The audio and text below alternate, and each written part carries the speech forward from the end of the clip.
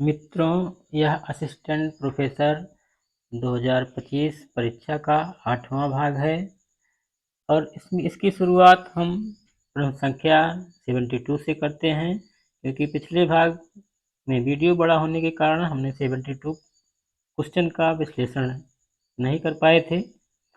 72 question में पूछा गया है 2011 की जनगणना के अनुसार भारत में जनजातियों की जनसंख्या कितनी है, और इसका उत्तर जो है वो ये है, अर्थात 104.5 मिलियन जनसंख्या है। ट्राइब्स के बारे में थोड़ा सा विस्तार करना चाहते हैं और बताना चाहते हैं कि भारत की आबादी का कुल आबादी का 8.6% ट्राइब्स हैं और आर्टिकल 342 के तहत राष्ट्रपति को यह अधिकार है कि वह किसी पिछड़े आदिम समुदाय को आदिम जनजाति को जो है अनुसूचित जनजाति के रूप में घोषित कर सकता है। भारत की एक जनजाति है भील, जो जनसंख्या की दृष्टि से सबसे बड़ी जनजाति है। 2011 की जनगणना में ये बात कही गई है। धुर्य ने जनजातियों को पिछड़े हिंदू कहा था और उन्हें भारतीय समाज में मिलाने की बात कही थी। एक और तथ्य है कि जनजातीय कार्य मंत्रालय की स्थापना 1999 में की गई थी और 89वें संविधान संशोधन द्वारा 12 फरवरी 2004 को अलग से अनुसूचित जनजाति आयोग का गठन किया गया था। वर्तमान में इसके अध्यक्ष अंतर सिंह आर्य हैं। अब हम चलते हैं प्रश्न संख्या 73 पर और उसको देखते हैं कि उसमें क्या पूछा गया है। उसमें जो पूछा गया है वो परिकल्पना के संबंध में पूछा गया है। इसके पहले परिकल्पना पर हम चर्चा कर चुके हैं कि इसमें पूछा गया है कि चरों के मध्य एक संबंध के एक असत्यापित कथन को क्या कहा जाता है? हाइपोथेसिस, परिकल्पना। अर्थात इसमें उत्तर क्या होगा? परिकल्पना उत्तर सही होगा, डी।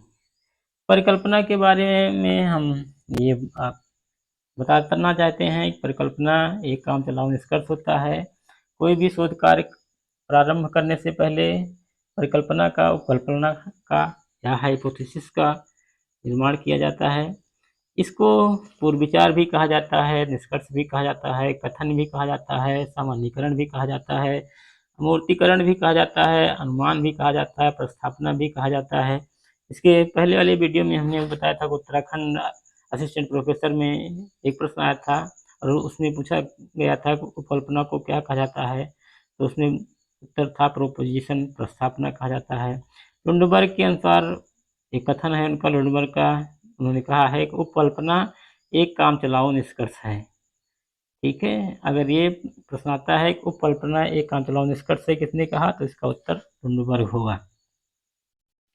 इसके पहले वाले वीडियो में हमने उपकल्पना पर काफ़ी जिक्र किया है, इसलिए अब हम इस प्रश्न पर ज़्यादा विश्लेषण नहीं करेंगे। हम अगले वाले प्रश्न पर चलते हैं, प्रश्न संख्या 74, जिसमें पूछा गया है कि दी लिमिट्स टू ग्रोथ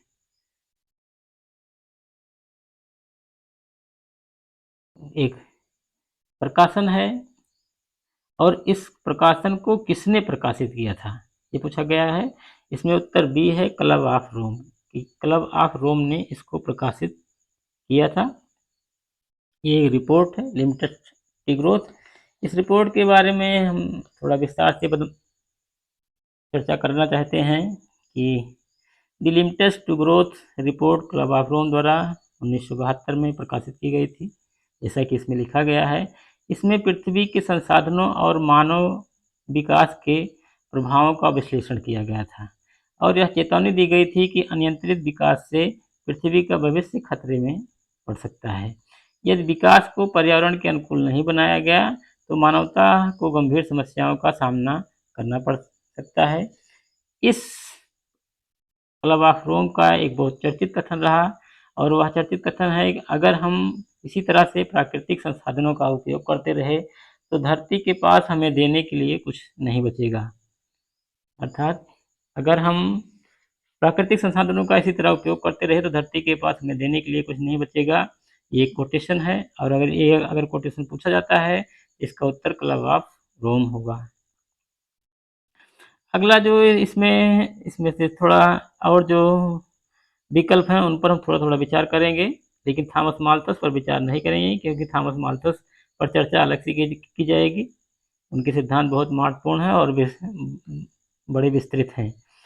इसमें एक है यूनाइटेड नेशंस 1972। तो यूनाइटेड नेशंस 1972 में का जो जिक्र किया गया है, इसमें ये स्टॉकहोम में इसका आयोजन हुआ था और यह पहला सम्मेलन था जिसमें पर्यावरण संरक्षण की बात की गई थी। या पर्यावरण संरक्षण के लिए आयोजित होने वाला ये पहला सम्मेलन था जो यूएनओ द्वारा 1972 में आयोजित हुआ था। इसको स्टॉकहोम घोषणा पत्र भी कहा जाता है और इसका एक जो महत्वपूर्ण पहलू है, इसमें मानव और पर्यावरण के लिए कार्य योजना प्रस्तुत की गई थी और उसके साथ साथ यूएनईपी की भी स्थापना की गई थी। अगला जो इसमें एक विकल्प है डब्ल्यूएचओ अर्थात विश्व स्वास्थ्य संगठन 1991 में। इसमें तो ढेर सारे इसके कार्य हैं, लेकिन एक बहुत बड़ा महत्वपूर्ण कार्य है जो समाजशास्त्र के विषय से संबंधित है और पूछा भी जा सकता है कि इस 1991 की कार्य योजना में एड्स को वैश्विक संकट माना गया और एड्स के लिए एक विशेष प्रोग्राम चलाया गया जिसका नाम था global programme on AIDS, GPA, अर्थात GPA global programme on AIDS WHO द्वारा 1991 में चलाया गया था या 91 की कार्य योजना में चलाया गया था। यही महत्वपूर्ण प्रश्न है, बाकी इसमें तो ढेर सारे क्वेश्चन बनते हैं, लेकिन समाजशास्त्र की दृष्टि से यही महत्वपूर्ण है। हमने पहले भी कहा कि थॉमस माल्थस पर हम इसमें विचार नहीं करेंगे, थॉमस माल्थस पर हम किसी दूसरे वीडियो में विस्तृत तौर पर विचार करेंगे। अगला जो क्वेश्चन है वो 75 है और जिसमें पूछा गया है कि 1987 में संयुक्त राष्ट्र द्वारा रिपोर्ट आवर कॉमन फ्यूचर को किस अन्य प्रचलित रिपोर्ट के नाम से जाना जाता है? इसका उत्तर डी है, ब्रडलैंड रिपोर्ट। ब्रडलैंड रिपोर्ट के बारे में थोड़ा विस्तार करना चाहते हैं और बताना चाहते हैं आप लोगों से कि इसमें क्या शामिल था। यह रिपोर्ट 1987 में, जैसा कि इसमें भी दिया गया है, यूएनए द्वारा, संयुक्त राष्ट्र संघ द्वारा प्रकाशित की गई थी और इस रिपोर्ट के द्वारा सतत विकास की अवधारणा को लोकप्रिय बनाया गया और इसमें कहा गया विकास और पर्यावरण दोनों अलग अलग चीज़ें नहीं हैं, अलग अलग उनको नहीं देखा जाना चाहिए। विकास और पर्यावरण को एक साथ देखने की बात कही गई। सतत विकास क्या है जिसका जिक्र इसमें हुआ है? सतत विकास का वह मॉडल है जो यह स्वीकार करता है कि विकास हमको ऐसा करना चाहिए जिससे हमारी भी ज़रूरतें पूरी हो जाएं और हमारी जो आने वाली पीढ़ियां हैं उनको कोई नुकसान भी ना पहुंचे।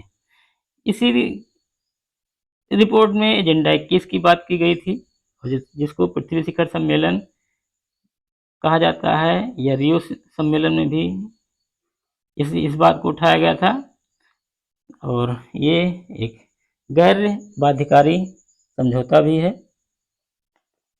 ब्रडलैंड रिपोर्ट के अतिरिक्त इसमें जो एक और जिक्र है वो है क्योटो प्रोटोकॉल का। क्योटो प्रोटोकॉल यह ग्रीन हाउस गैसों के उत्सर्जन को कम करने के लिए समझौता किया गया था और यह यूएनएफसीसी का एक हिस्सा है। इसका अनुमोदन 1997 में हुआ था क्योटो प्रोटोकॉल का और क्योटो प्रोटोकॉल लागू हुआ था 2005 में। इसमें और एक विकल्प है मोनसेंटो। मोनसेंटो जो है यह एक अमेरिकी कंपनी है जो जेनेटिकली बीज उत्पादन के लिए प्रसिद्ध है, जीएम बीज फसलों के लिए प्रसिद्ध है। अगला जो प्रश्न है वो संबंधित है कार्ल पॉपर से। अब हम उसका जिक्र करेंगे जो है कि उनकी एक पुस्तक दी हुई है और उस पुस्तक के बारे में पूछा गया है, उस पुस्तक का भी जिक्र करेंगे और उन पर विस्तार से उनके कुछ सिद्धांतों का जिक्र करेंगे जो बड़े चर्चित हैं। ये प्रश्न संख्या 76 है। इसमें पूछा गया है कि the logic of scientific discovery पुस्तक किसने लिखी थी? इस प्रश्न का जो उत्तर है वो डी है, कार्ल पॉपर है। कार्ल पॉपर ने the logic of scientific discovery पुस्तक लिखी थी। 3 ऐसी महत्वपूर्ण अवधारणाएं हैं जिन्हें कार्ल पॉपर ने दिया और बड़ी चर्चित अवधारणाएं हैं और पूछी भी जाती हैं। एक अवधारणा है मिथ्याकरण। मिथ्याकरण, फॉल्सिफाइबिलिटी। फॉल्सिफाइबिलिटी की अवधारणा कार्ल पॉपर ने दिया। खुले समाज, ओपन सोसाइटी की अवधारणा कार्ल पॉपर ने दिया। और आलोचनात्मक तर्कवाद, क्रिटिकल रेशनलिज्म की भी अवधारणा कार्ल पॉपर ने दिया। अर्थात मिथ्याकरण, खुले समाज और आलोचनात्मक तर्कवाद, तीनों अवधारणाएं कार्ल पॉपर ने ही दी है। इसके अतिरिक्त एक पुस्तक जिनका यहाँ जिक्र है, जिसके बारे में यहाँ पूछा गया है कि जो है यह पुस्तक कितने दी थी, उस पुस्तक का हमने जिक्र किया ही। साथ साथ में हम एक और इनकी बड़ी चर्चित पुस्तक है, जो सबसे चर्चित पुस्तक है, उसका भी यहाँ जिक्र करेंगे। और वो पुस्तक है दी open society and it's enemies. ये उनकी सबसे महत्वपूर्ण पुस्तक है और सबसे चर्चित पुस्तक है। इसी पुस्तक में उन्होंने ओपन सोसाइटी, खुले समाज की अवधारणा को प्रतिपादित किया। और जो इस पुस्तक में पूछी गई है the logic of scientific discovery, इसमें उन्होंने मिथ्याकरण, फॉल्सिफाइबिलिटी की अवधारणा को प्रतिपादित किया। इन्होंने कहा कि कार्ल पॉपर ने कहा है कि अगर विज्ञान आगे बढ़ता है तो विज्ञान अपनी गलतियों को पहचाने और सुधारे, न कि पुष्टि करने से विज्ञान आगे बढ़ेगा। अर्थात विज्ञान आगे तब बढ़ेगा जब वो अपनी गलतियों को सुधारेगा, पहचानेगा, न कि पुष्टि करने से आगे बढ़ेगा। ये इनका महत्वपूर्ण कथन है।